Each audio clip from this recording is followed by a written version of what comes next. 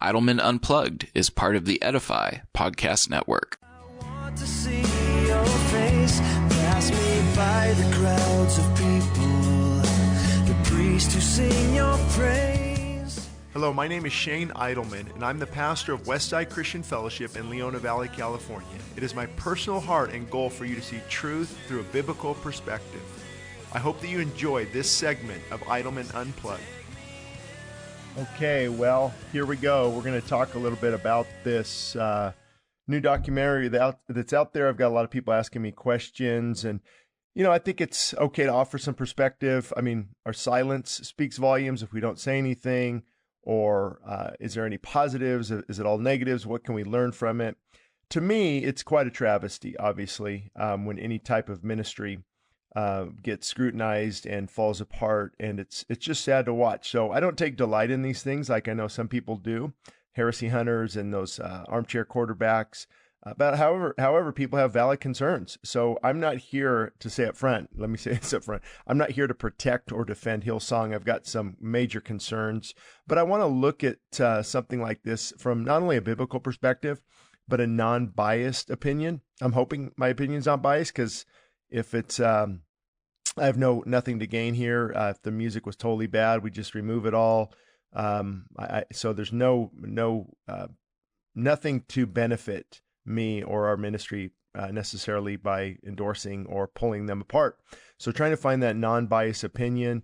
But of course, I guess nobody has a perfectly non-biased opinion. But the point is, why did they fall? Where is the failing?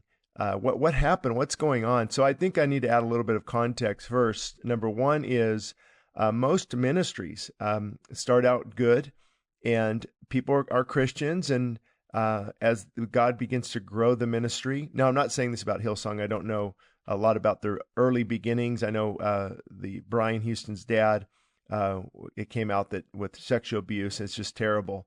And so you have to wonder where a person's heart is at, allowing that or continuing in that. But what happens, just so you know, I know I'm mainly doing this for my kids and other kids kind of caught in the middle, not understanding things, is that life is very, very challenging, especially after you become a Christian. The demonic assault is relentless. The pursuit of riches or the pursuit of wealth, keeping your flesh in check. What is God? What is you? Not only demonic attacks, but attacks from critics. The flesh is against you, the world against you, and the enemy is against you. So we see a lot of ministries like this starting up and doing fairly well, and God begins to grow that ministry. And what happens is a couple different things happen. As you begin to grow, you depending on how your church is structured, that's one benefit of, say, a plurality of elders. I think in the Hillsong movement, they didn't have that. It was more the one person at the top. And that's dangerous just for accountability purposes. There's no checks and balance system. So you look at that. How are these ministries built? And then is there accountability? Even in some of these guys on TV, who is their accountability? The board of directors or the board of elders? And so my point is, as the ministry grows, as any ministry grows, if you don't hold tight to that level of accountability, you will start to have cracks in the armor. And the enemy can shoot his arrows in there quite successfully. Because without accountability, you think, hey, God is on my side. This ministry is growing. Look at the thousands of people being touched, and look at the music in their case, millions and millions of views. If not, I think they've reached over 1 billion, well over 1 billion on YouTube. And we must be on God's side. And that's where we have to be very, very careful, because we can cross a line to where the enemy can begin to bless us as well, with not large numbers and if our motives are wrong, and it's something you have to be very careful of. So I think in this case, you see a ministry. I don't know Brian's heart initially, and was he on fire for God? And then what happens is you have to keep that fire going, that brokenness, that humility. So in addition to accountability and keeping yourself accountable, you have to keep yourself humble and broken and transparent and say, God, for your glory and your glory alone, and put things in perspective. And if it's growing too quickly, are we there to make money on the people and have concerts and sell products? And, you have to be careful in that area. And there's nothing wrong, I don't think, with people offering books, maybe books at a discount because it costs money to print books. Or maybe God, in our case, we give away thousands of free books.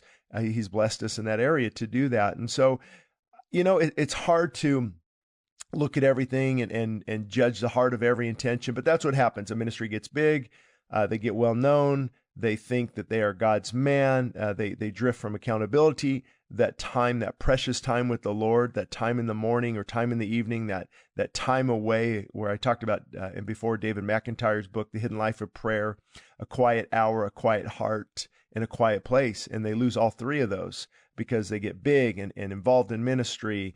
And I'm going to put this on hold here on this documentary and come back to it in just a minute. But I want to give a little bit of introduction here. So that's what happens. So I don't want people to get discouraged and, gosh, are all ministries like this bad? And if you're big, you're bad? No, not necessarily. And also I have concerns with who put this together. I don't know. I haven't really looked into it. I'm assuming maybe a secular organization.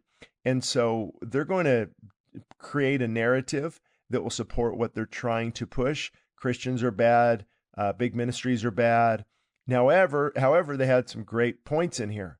And also you hear from a lot of disgruntled people. Now, being in ministry a long time, you can go and find disgruntled people about any ministry on the planet who've been hurt by one of the leaders, was rubbed the wrong way when they came in. They didn't feel welcomed. They felt like they weren't heard. And so you can find that anywhere because we're broken, flawed people. However, if there's a consistent pattern there and there's solid Christian believers are being hurt and this ministry is not broken and humble and repentant, then you do have a problem on your hands. However, just finding, I could go find, you name the ministry, I could go find critics. All you have to do is look on Google and you'll find the critics and you'll find, oh, they did this and they did this. I mean, some of my good friends that are solid, well-known preachers, I mean, I just can't believe some of the stuff these people say about them. I've been hurt in this small group or I was hurt here, and then they think the pastor's responsible, even though the pastor doesn't know anything about it. So those are my two kind of red flags up front is, number one, that who made this documentary, and also finding these people. And a lot of these people I think are legitimate concerns, don't get me wrong, but where is the good fruit as well? Why do we never talk about the good fruit when we do things like this? I mean, a movement that has changed, thousands, millions of lives. Now, if Brian Houston, as they claim, turned into the prosperity type gospel, that's not good. And he learned in America how to get the numbers and build the crowds. That's not good. So see, it could have been started with a good foundation. And then as these things sneak in, you lose your time with the Lord, you lose your brokenness and your humility, and you start to, what happens if you're not influenced by God, you're influenced by the world. So here's how the big ministries do it. Here's how the big boys do it. Here's what I've got to do here. And then bring on Darlene Check with the Hillsong worship. And actually the church renamed itself Hillsong because of their music.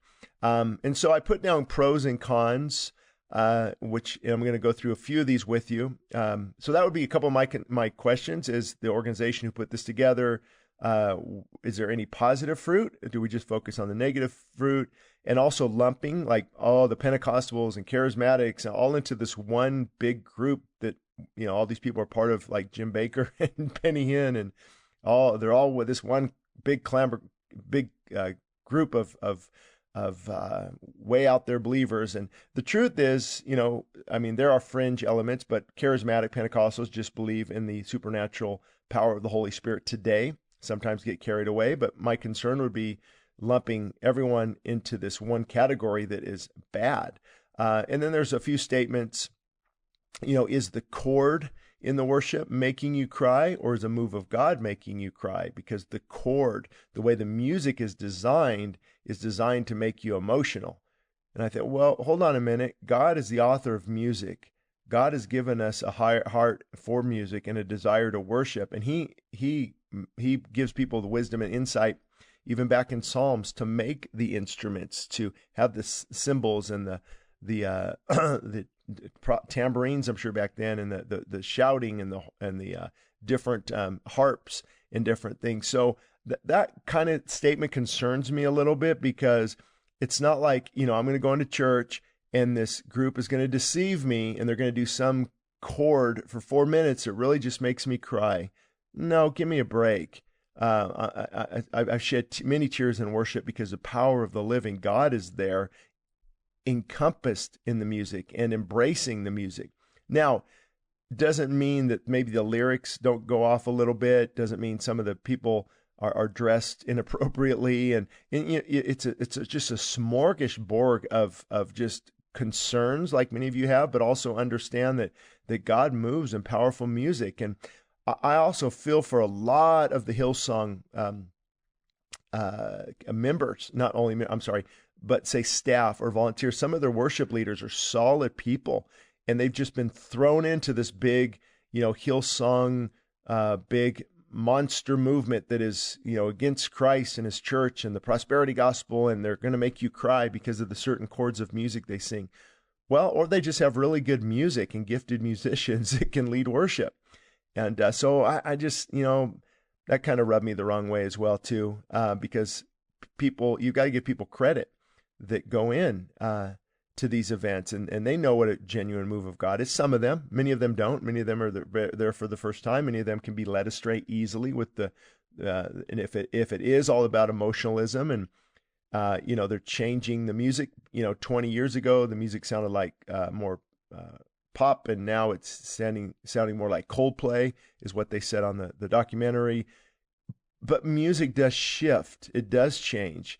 As long as the lyrics are solid, the heart is right. I'm not for lots of smoke coming up off the floor and lights, but why shouldn't we be able to present God with our best and just heartfelt, powerful music? So that's a whole nother thing. I've done that podcast on emotional worship before. You can find out. So that would be a lot of my concerns. If their church was about growth and expansion, let's produce these concerts and this money-making machine. That's not good at all. Business model, let's funnel the people in, not good at all. So see how you can take a good thing, possibly that was started on a good foundation and good people in it, and then it just grows and grows and grows. And if you're growing it and God's not, that's where you run into problems, because when God grows it, he sustains it. If it's his will, it's his bill. Where he provides, where he guides, he provides. All those statements that are true. That God will grow a ministry. Look at some of these large churches. Not all of them are succumbing to the woke culture. Not all of them are succumbing to these different, seeker-sensitive, or I guess still the prosperity gospel type messages. There's some solid large churches. So. Also, I wrote down, let's see, one of the things about the concept of putting, the whole point of Hillsong was a business model to get people in the door and to sell products. And I don't know if that's necessarily true. I think they set out to be a light. I'm sure you talked to some of the old members. They're solid believers, and that's my heart breaks for those who are going to get hurt in this, who were solid people in Hillsong. And then when you have Brian's, recent episode in the news, and just another clear warning of playing with alcohol in the Christian community. And then apparently, if he knew about Carl Lentz's behavior but chose to do nothing about it because of the popularity, there you go again. That's what my big concern is for a lot of these movements. A church is going to grow pretty big if you're tickling the ears, you're not challenging the heart, you're allowing sin to go unchecked, and it will not go unchecked. God will expose it at some point. So far, that's what I've got into it. At least this far into it, I wanted to at least get this out here, kind of share my heart and my thoughts on what happened and how it got to where it's at today. And then hopefully I'll be able to continue on this if I think there's some relevant information. But here's my encouragement to you is do not look to a movement or a man, look to God and God alone. And that's why I'm hurt when these things happen. It's sad, but ultimately my faith isn't shaken because my faith is in God, not a movement or a man. And I recognize after pastoring and after being a Christian, the enemy is relentless. You've got to put on the whole armor of God every day. You've got the demonic realm after you. You've got your own flesh wanting you to cave in. You've got people wanting you to fail, wanting you to mess up so they can jeer and mock and laugh at you. You've got the world against you. You've got your critics, and like the psalmist would say, my soul pants after the living God, just like a deer pants after that brook, but tears have been my food day and night.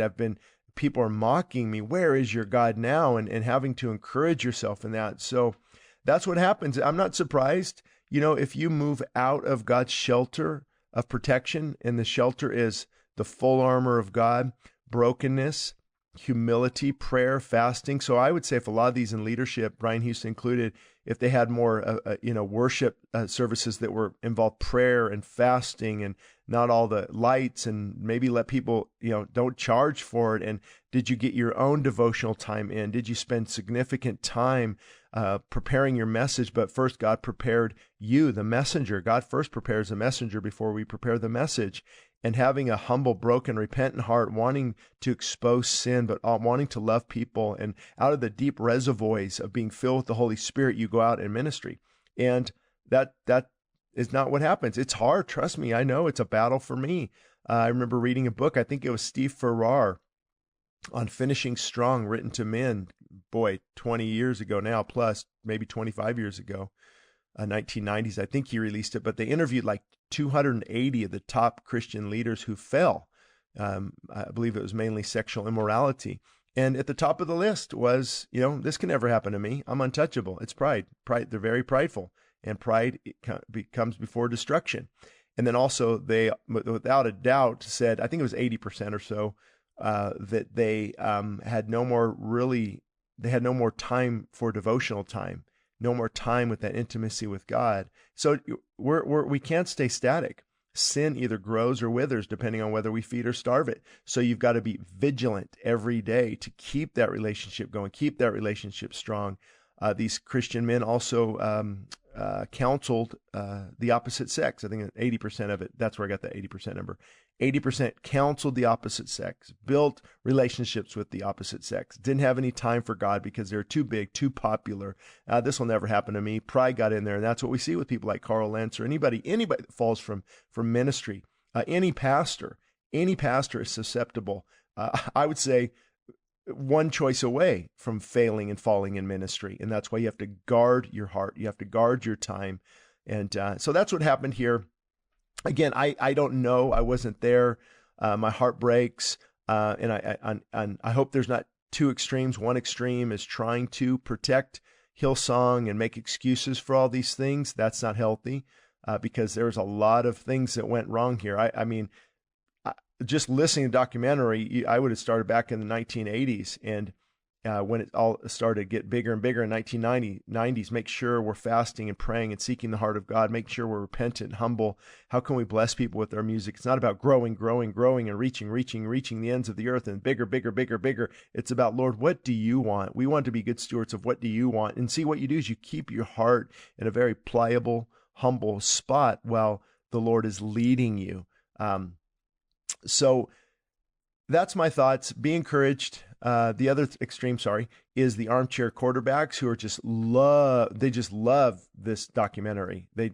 Christians, they just love this documentary, probably from a secular organization. Again, I don't know for certain, so don't quote me on that, but they're just going to tear it apart. I knew it from the beginning. Brian Houston was a false prophet. All this was fake. No, I wouldn't jump to those conclusions. Be very careful. And sadly, a lot of that comes from the hard-hearted, critical, arrogant people. See, it's okay to critique. We have to critique. We have to speak the truth in love. We have to judge with righteous judgment. We have to discern what is right, what is wrong. We have to call people out. But it has to come from a heart that is humble and broken. This should hurt you. This should not be good. How do we know that there was thousands of lives were not radically changed by some people at Hillsong? Maybe not top leadership, maybe ulterior motives. I know even Brian's son, when he set out a tweet about gay marriage, it seemed like to support it, maybe 4 or 5 years ago. That really broke my heart. And so, the enemy can take a good thing and make it a bad thing. He can take good people and really twist their heart if they don't stay broken and humble.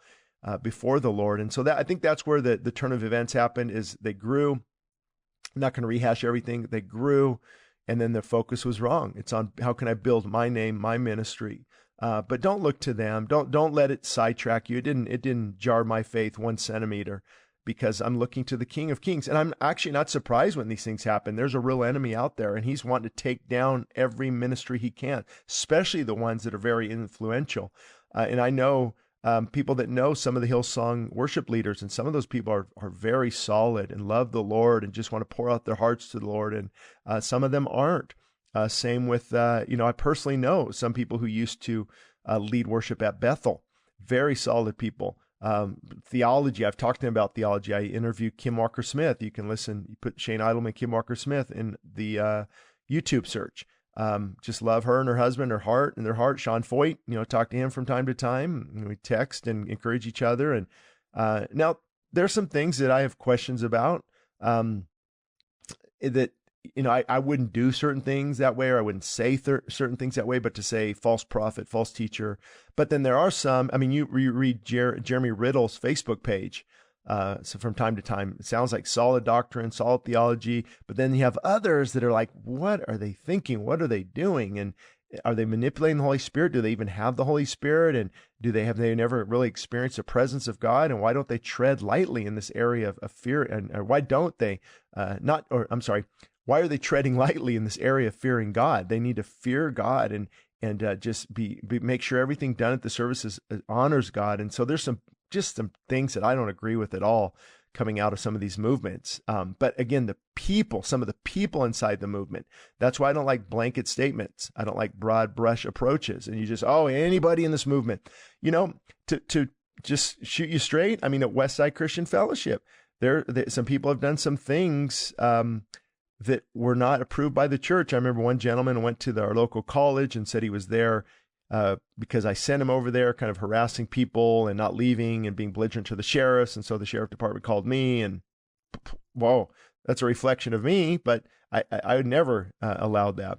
And then I remember there was a small Bible study, maybe 8 or so couples or 6 couples years ago. And I think it was 2 new couples at the church. One lady there started just speaking in tongues and really disrupted thing, kind of. This new to the Lord couple wasn't sure what that was. They never came back to the church, and I tried to talk to them, and so you hear things, Westside Christian Fellowship, they do this, they allow this, and it doesn't represent me, though. It's not true. And that we've had demonic deliverances take place where things have happened in the service that, boy, oh boy, yeah, interesting. And then so now we're labeled. Here we go. We've had, I remember one instance where a lady actually spoke out in tongues during a service while the elders were next door in the prayer room, and just started speaking out in tongues. She doesn't really go there. And so, we had to address that, and she wasn't too happy about it. And people are asking, hey, calling the church, what was that about? What happened? What is Westside okay with this? And and so see, I see the other side of it where you just get labeled. Fortunately, we have a great reputation here locally and abroad nationally, but there are some people who have just do not have a good impression about us. And some of it might be warranted. Maybe we didn't handle things correctly in the past, but we have to remember we're broken people, just like everyone else. That's why grace and love and forgiveness and restoration and working through challenges and growing in Christian maturity is so important. So I'm just leery on labeling people and labeling a whole movement and throwing everyone in to that movement that is a part of that movement. Now we've got pastors having to change the name of their church, remove Hillsong. You're going to see, I'm sure, the label start to decrease in Christian music. Other pastors are stepping down and calling out some of the board members in Hillsong. So I think it was a mess because the leadership was a mess. The leadership didn't stick close to the shepherd, and this is the fruit. They will know them by their fruits. So I hope that helps. Touch my lips.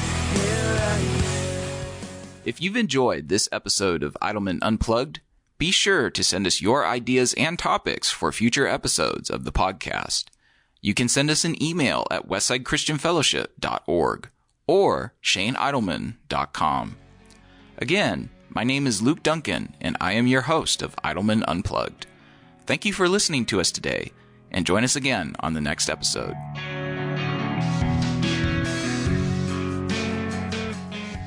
Thank you for listening to Idleman Unplugged. For more information, visit us at ShaneIdleman.com. Again, that's ShaneIdleman.com. This podcast is part of the Edify Podcast Network. Edify is a faith-inspiring app that brings together thousands of the best Christian podcasts in one place for your listening enjoyment. Cut through the noise and grow your faith by diving into the world's top Christian podcasts today. Download the Edify app for free from the App Store or Google Play, or by going to edify.app. That's EDIFI.app.